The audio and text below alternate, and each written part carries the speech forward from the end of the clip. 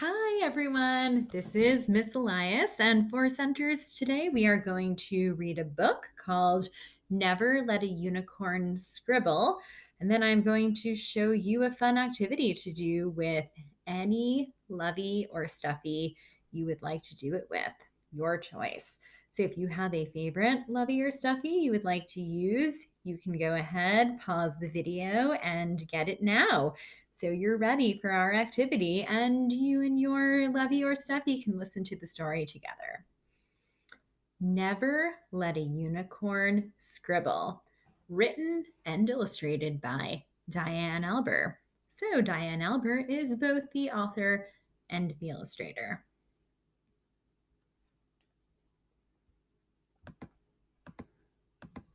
Never Let a Unicorn Scribble. I recently got a pet unicorn. I know it's hard to believe, but it's true. And everyone keeps telling me, never let a unicorn scribble. Why would anyone say such a thing? I mean, unicorns can run on rainbows. So why can't they scribble? I thought if I gave her just one crayon, what could go wrong? Well, I'll tell you, she ate it. Now, my favorite bright pink crayon was traveling to the belly of my unicorn. This is probably why people are saying unicorns should never scribble because they eat crayons.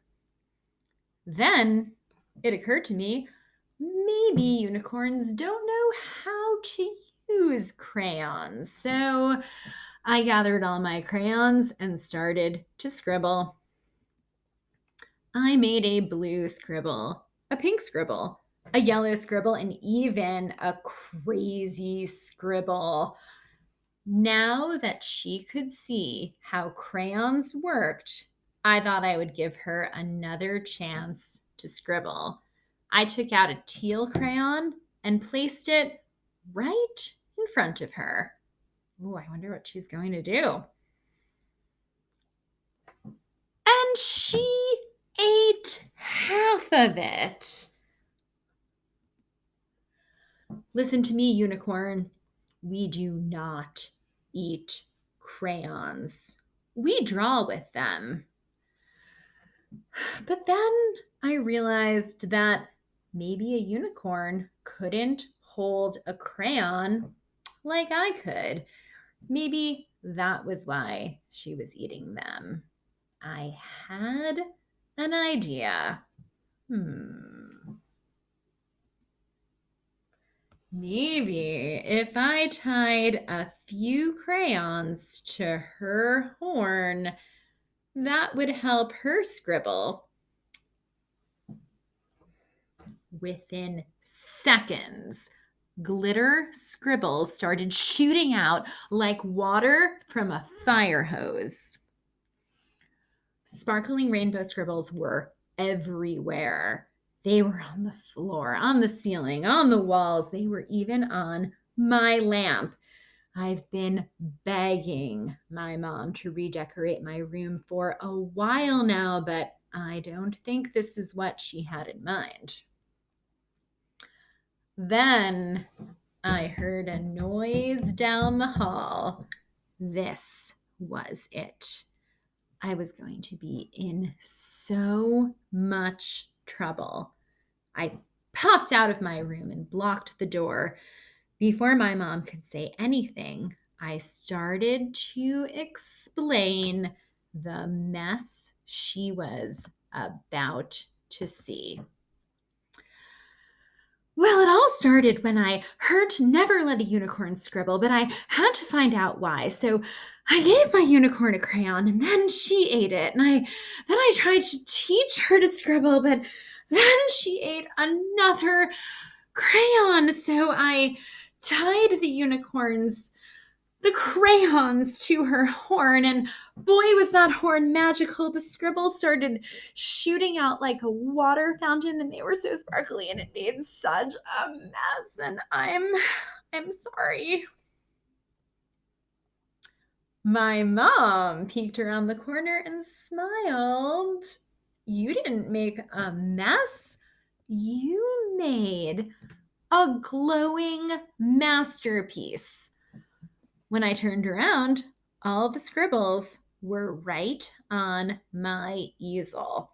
Not on the ceiling, not on the walls, not on my lamp. They were all on one big piece of paper, and it was the most amazing art ever. All this time, people wanted to stop unicorns from scribbling. It could be because they eat crayons or because it's so messy. But if my unicorn had never scribbled, she would have never learned how to make this masterpiece. So the next time you hear a unicorn shouldn't scribble, just remember, all great art starts with a scribble, and even unicorns have to start somewhere. The end. So, your Fun Centers challenge today is to find one of your favorite stuffed animals, one of your lovies, one of your stuffies, and to figure out a way to draw a picture with your favorite stuffy. So, maybe you have a unicorn. Maybe you have another stuffed animal. All of these different stuffed animals that you might have their own challenges for holding the crayon. So figure out what works the best for your lovey or stuffy, and think, what type of picture would this stuffed animal want to draw? Maybe you want to draw a portrait of your stuffy. Maybe your stuffy wants to try a portrait of you. Maybe you both want to come up with a habitat or some kind of a setting that your animal might really enjoy. Maybe you have a penguin and you want to come up with some kind of a polar region inspired setting. Whatever you want to do. If you would like to share it with your teachers, we would love to see it. So you can always send an email with a picture to your teachers. Hope you have a lot of fun and have a wonderful day. Bye.